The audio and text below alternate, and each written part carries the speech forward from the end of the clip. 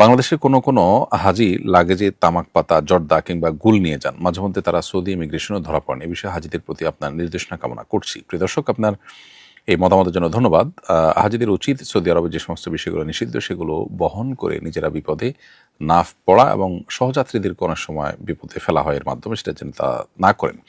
তাছাড়া জর্দা, গুল এগুলো মানুষের স্বাস্থ্যের জন্য ক্ষতিকর এবং ক্ষতিকর জিনিস খেতে আমাদেরকে শরিয়া নিষেধ করেছে। বিধায় তামাক পাতা, জর্দা, গুল এগুলো এমনিতেই খাওয়ানো যায়। সেখানে হজের সফরে এগুলোর সাথে নেওয়া কোনো অবস্থাতেই গ্রহণযোগ্য হতে পারে না। হ্যাঁ, জর্দার মধ্যে কোনো জর্দা যদি আপনার মিষ্টি জর্দা হয়, সেখানে আসলে নেশাজাতীয় কিছু না থাকে, তামাক পাতা বা আপনার গুড়ের মতো উপাদান যদি সেখানে না থাকে, তাহলে সেক্ষেত্রে সেটা জায়েজ হতে পারে। কিন্তু বেশিরভাগ ক্ষেত্রেই এগুলো মানুষের স্বাস্থ্যের জন্য অত্যন্ত ক্ষতিকর। আর স্বাস্থ্যের জন্য ক্ষতিকর কিছু গ্রহণ করা, এটা ফোকা একরাম ক্ষেত্রভেদে মাকরু বলেছেন, আর কোথাও কোথাও এটা হারাম পর্যন্ত হতে পারে। বিধায় একজন হজযাত্রী আল্লাহর ঘরে হাজরে দিতে যাচ্ছেন, তিনি তার সাথে থাকবে কোরআন, তার সাথে থাকবে কিতাব, তিনি তার বদভ্যাসকে সাথে নিয়ে যাবেন।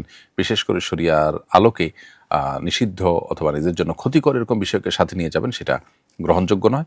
হাজী সাহেবদের উচিত আল্লাহকে ভয় করা এবং হজ যে মাবরুর যেন হয়, তার জন্য সকল প্রকার সন্দেহ, সংশয়ের ঊর্ধ্বে উঠে তার হজ যেন আল্লাহর কাছে কবুল হয় সেজন্য সচেষ্ট থাকা।